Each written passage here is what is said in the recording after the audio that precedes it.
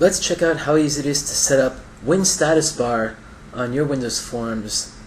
So I have a very simple form here, an MDI form, and when I run it I have a couple of forms that pop up, and it's also using the Infragistics Win-tabbed MDI manager to give you that Visual Studio Editor like interaction where you want to move various editor windows around.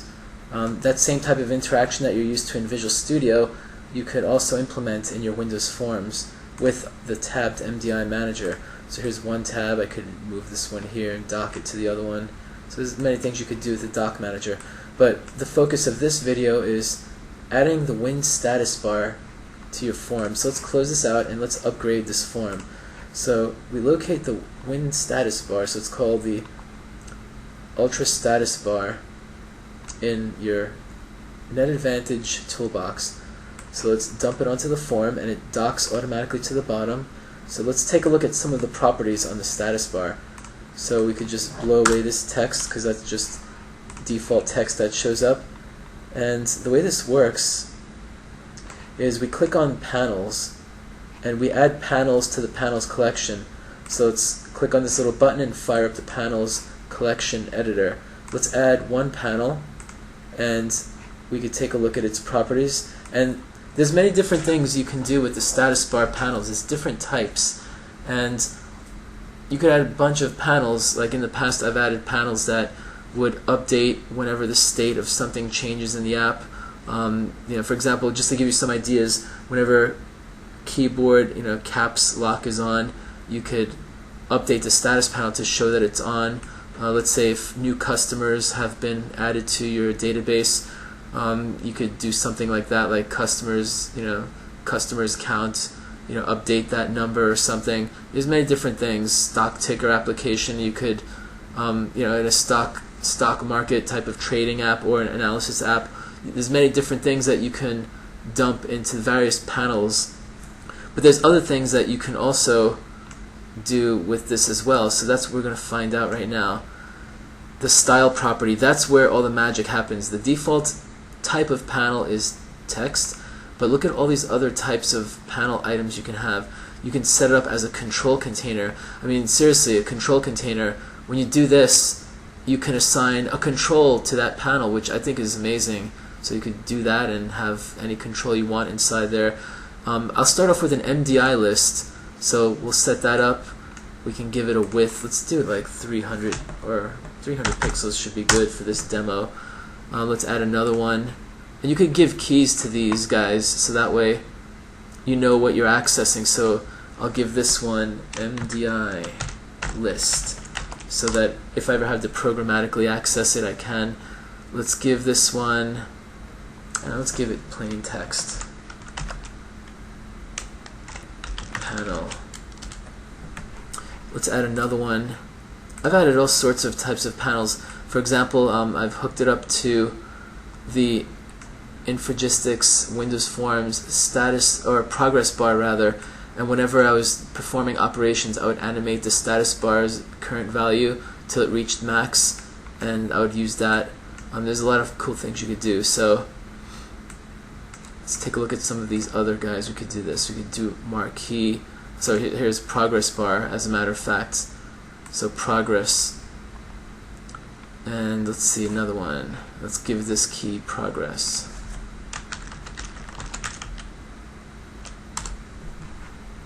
Let's add another one. Set the style to cursor position. Give it a key of cursor.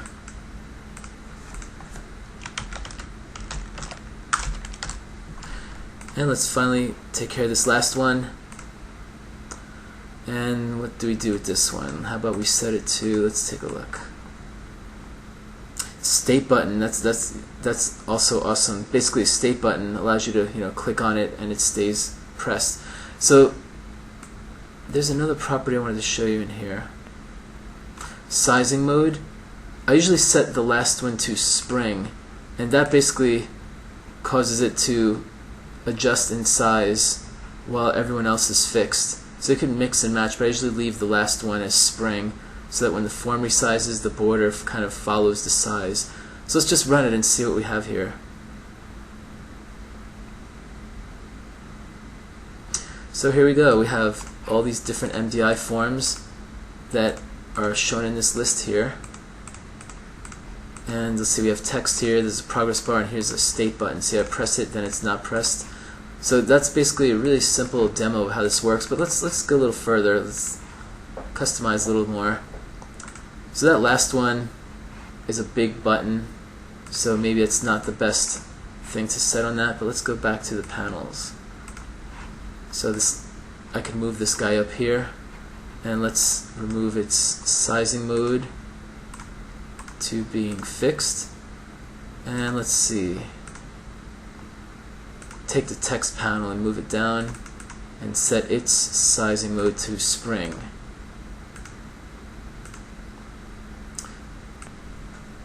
Okay, so let's take a look at some code to show you how to access the various panels and the controls contained within them. So I'm in the form load event, so just ignore this code here. This is just some code to launch these dummy forms to populate this sample form with some child MDI forms. So the way you want to access the panels and the properties of the controls within each panel is this. You want to access the panels collection either by index like this or by the key name. So I remember calling one of them progress. Now you would probably think that you'd have to cast these into individual type of elements, but that's not how it works. Unless you use the control container, then you access the control property, which at this point will be null because I'm not using the control container type of panel. But if you are and you stuff a control in there, you want to cast it, you want to access this property and cast it to the type of control that you put in there. But since I'm using the status, I know that there's a status, a progress bar info property, and then progress bar info dot min, max, and value. So let's say min is 0, and then let's see, max is, let's say, 100, and then the value, just what you would expect from a progress bar. Let's do 45. And what are some of the other ones? Let me just refresh my memory real quick, my short-term memory. I want to take a look at the other panels that I have here, such as, let's see, this one here, text. We'll call text panel.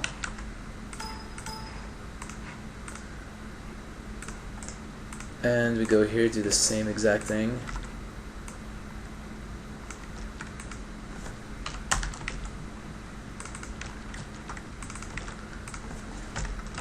Dot text equals updated, or just put whatever, whatever in there, just to show you how to access these guys. So I run the application, and now the form loads up, and then you'll see that I've made some updates. I have all the themes turned off on my computer, so that's why it looks like this, but if I were to have my Windows 7 themes turned on and see the updated value here on this panel.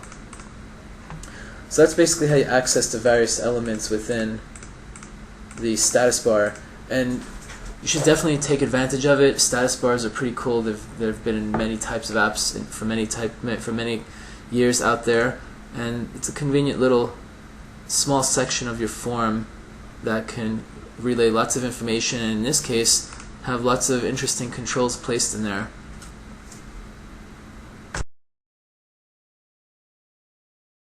Infragistics. On the web at infragistics.com.